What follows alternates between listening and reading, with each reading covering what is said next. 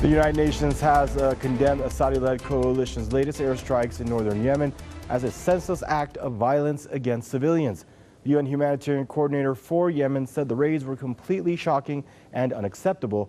Airstrikes in Jawf province killed nearly 20 people, mostly women and children, and wounded 7 others. UN's call for a transparent investigation into the incident. The world body removed the Saudi-led coalition from its blacklist of child killer nations back in June, despite objections from rights groups. Tens of thousands of Yemenis have been killed in the Saudi-led war on Yemen since 2015. Children account for a large portion of those casualties. They're also the main victims of the humanitarian crisis that the war has created.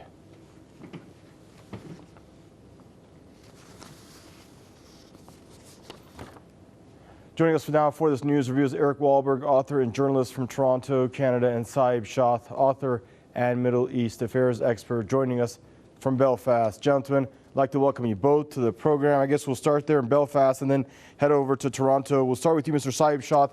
Pleasure to have you on the program, sir. The irony here, we've seen it a couple times, that the Saudis have made this blacklist. You remember last year they threatened to withhold funding. They got taken off, and we're seeing it again. And you very well remember after they got taken off last year, they bombed a bus with 42 kids boys under 9 years old. You remember? It's just wild and it's outrageous. And I'd like to hear your thoughts on this, please. It is outrageous. And on Thursday as well, they showed utter disrespect to the international community of doing it again. Their fighter jets targeting in al-Jawf province the vehicles while they are traveling along the road.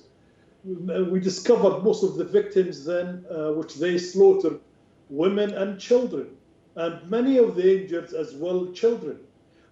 This war, till today, claimed over 100,000 lives in the past 5 years. And this is according to a non-profit organization in America called the Armed Conflict Location and Event Data Project, which they surveyed that. We know as well, while the Saudis were targeting weddings, wakes, schools, hospitals, they devastated the country's infrastructure. And the fragile infrastructure was left from that is shut down. The Saudis today, they managed to really shut down the health service in the country, hospitals, sanitation facilities, water supplies, fueling station, and as well, they're not allowing even a shop which is filled with fuel and docking for a few years in Hodeidah airport to let its own cargo get in. And that is threatening that city and threatening the whole Red Sea with a disaster if that is leaked or somebody sank that ship. They show utter disrespect for environment, for humanity, for life, and they buy their ways on the United Nations and around with a shield from the United States of America and their money. Thank you, Saeb. And Eric, I want to welcome you to the program. It's always a pleasure to get your perspective here. Your initial thoughts on this, please. Well, my first impression is that it's a kind of revenge attack. The Houthis launched drones on June 23rd, targeting the Saudi airport, but they didn't get there, so no one was killed, and the only result of it was a loud boom that was heard all over Riyadh. So I guess that's like a slap in the face, and they want to have some kind of revenge. So they just target people. There you go. Exactly. That's what I was going to lead to, Eric. Usually in a time of aggression or war or whatever, in these retaliatory strikes you see by the Houthis, guess what? They're going after military installations. Between March of 2015 till March of 2020, how many times have you heard these retaliatory these retaliatory strikes targeting women and children, like we're hearing every day in Yemen?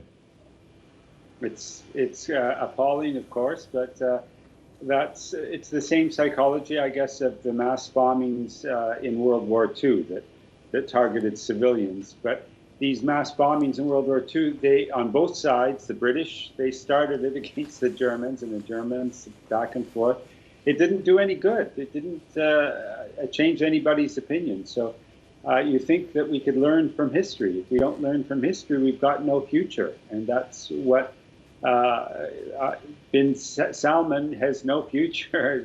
It's soon enough, his comeuppance will come about, because everyone is turning against him. We in Canada have one of his top military leaders fled into exile and is recently speaking out and accusing bin Salman of an assassination attempt against him in Canada. So I don't really see where bin Salman has any friends at all anymore. And these attacks, at some point, there will be the straw that breaks the camel's back. Oh, he's got friends, Eric. He's got friends in Washington. He's got friends in London. He's got friends in Paris. He's got a lot of friends. Mr. Saeb Shaath, these you mentioned, to your point, the civilian infrastructure, the weddings, the funerals, the water supply, children, women, young men that aren't part of any kind of opposition or any part of a military engagement. Why go after them? Is it incompetence or is it savagery? And explain your answer, please, why you choose savagery or incompetence. It's savagery because the target of the Saudis, they are trained by the Zionists or by the Americans, to be clear in here. And that is the way the Israelis always, and the Americans, try to implant the spirit of defeat, and defeat the spirit of the people, make them feel they are defeated. When they target the civilians, they try to break the back of the people in Yemen in that way, and so the Yemeni army and the Yemeni resistance will stop fighting to protect their own people. This is the idea. They couldn't, the Saudis, with their all support from the United States of America, the Israelis general who is imposing the blockade around Yemen, and the gathering and the spying devices, and even Black Waters, who's involved in the south and the north of Yemen. All of these outfits are not able to aid the Saudis in defeating the Yemenis, because the Yemenis determined the people and the nation as a whole, and the resistance and the army, to push the aggressors and to be sovereign. But the Saudis target these civilians day in and day out to devastate it, to tell them you have to blame your army, you have to blame the resistance, and that's why if they stop, we will stop the attacks. So they want to destroy the Yemenis and to put the resistance down through devastating the civilians.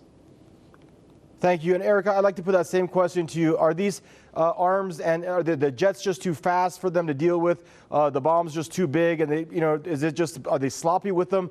Or is this all deliberate, these attacks on civilians and civilian infrastructure? Well, I think I've seen Hollywood movies, and they love to show how the controllers of the computers are looking down and watching cars moving along, and then pressing a button and boom, it's like a Hollywood game that's going on. There's no connection with reality in these attacks. They're just they see someone and boom, they must be targeting, because if you just drop bombs randomly, you would drop them. It's a big desert mostly, and you wouldn't hit anything. So they're obviously targeting groups, and they must, well, I don't know, maybe their American advisors have all left. Maybe they're just, I don't think so. I'm sure that Americans are there as well, keeping track of what's going on. But you mentioned, I wanted to get your point about bin Salman's friends. These are not friends. Maybe Trump. Trump is a maniac enough to be friendly with someone like bin Salman. But Boris Johnson and Macron, none of these people, they might smile, they might shake his hand because he's providing big sales of arms. It's all about money. As soon as something happens, they'll drop him like a hot potato. He has no real friends, nothing that's based on belief and on any kind of morality. There are no friends in his world. All right, gentlemen, good stuff. Always a pleasure to have both of you on and get your perspective on the program here. Mr. Eric Walberg from Toronto, Canada, Mr. Saeb Shaath joining us there from Belfast. And viewers, that is a wrap for this segment of your Press TV's News Review. Thank you for tuning in, and goodbye for now.